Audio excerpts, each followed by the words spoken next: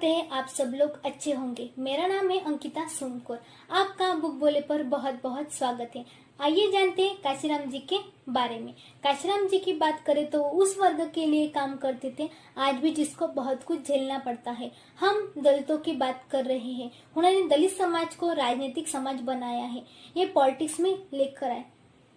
ये मानते थे कि हम मेजोरिटी में हैं, हमें तो पावर मिलनी चाहिए, उसके बावजूद भी हमें कोई अधिकार नहीं दिए गए तो हमको ये सारी चीजें मिलनी चाहिए, तो इसलिए उन्होंने पॉलिटिक्स में आना जरूरी समझा। आइए जानते हैं काशीराम जी के जीवन और मृत्यु के बारे में। काशीराम जी का जन्म 15 मार्च 1934 को पंजाब के जिले में रोपड़ में हुआ था। वह पहले हिंदू धर्म की चमार जाति का परिवार था। एक ऐसा समाज है जिन्होंने अपना धर्म छोड़कर सिख धर्म अपनाया था। काशीराम के पिता अल्प शिक्षित थे, लेकिन उन्होंने सुनिश्चित किया कि अपने सभी बच्चों को अच्छी से अच्छी उच्च शिक्षा देंगे। काशीराम जी के 2 भाई और 4 बहनें थे।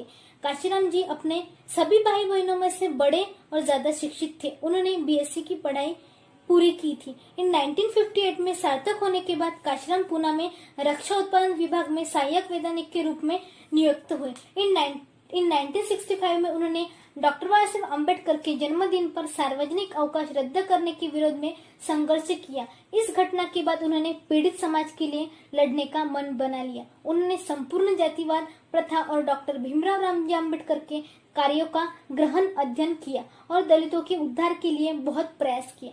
आखिरकार इन 1978 में उन्होंने अपनी नौकरी छोड़ दी और अपने एक सहकर्मियों के साथ मिलकर अनुसूचित जाति और अनुसूचित जनजाति, अन्य पिछड़ी जाति और अल्पसंख्यक कर्मचारी कल्याण संस्था की स्थापना की। एक ऐसी संस्था थी पूर्व परोपकार अधिकारी कार्यालय में पंजीकृत की थी। हालांकि ये संस्था गठन पीड़ित समाज के कर्मचारी का शोषण रोकने हेतु और असहाय समाज के लिए किया गया था, लेकिन इस संस्था का मुख्य उद्देश्य था लोगों को शिक्षित और जाति प्रथा के बारे में जागरूक करना। धीरे धीरे इस संस्था में अधिक से अधिक लोग जुड़ते गए, जिससे काफी सफलता मिली।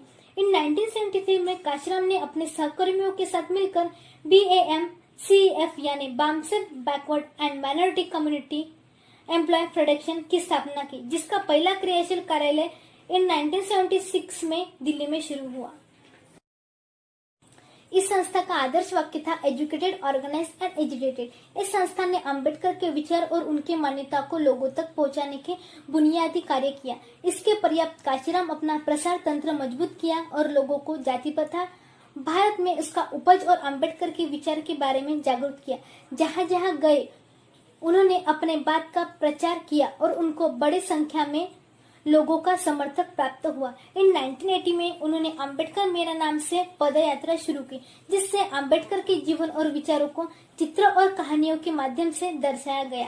इन 1984 में काशीराम ने बामसेफ समाधानता दलित शोषित समाज संघर्ष समिति की स्थापना की। इस समिति की स्थापना उन कार्यकर्ताओं के बचाव के लिए की गई थी जाति प्रथा जागरूक फैलाने के लिए हमले होते थे। हालांकि ये संस्था पंजीकृत नहीं थी, लेकिन ये राजनीतिक संगठन थी। इन 1984 में काशीराम ने बहुजन समाज पार्टी के नाम से राजनीतिक दल गठन किया। इन 1986 में उन्होंने ये कहते हुए अब वो बहुजन समाज पार्टी के अलावा किसी और संस्था के लिए काम नहीं करेंगे।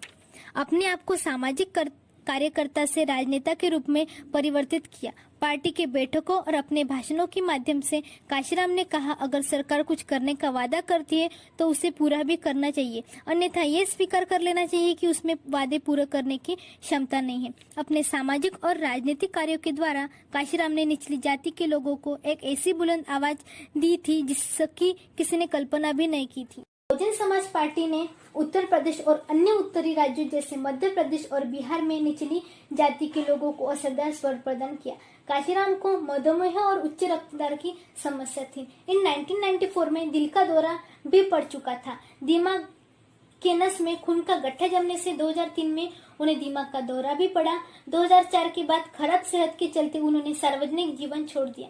करीब 2 साल तक शय्याग्रस्त रहने के बाद 9 अक्टूबर 2006 को दिल का दौरा पड़ने से उनकी मृत्यु हो गई। उनकी आखिरी इच्छा के मुताबिक उनको अंतिम संस्कार बौद्ध रीति रिवाजों के हिसाब से की गई थी। धन्यवाद।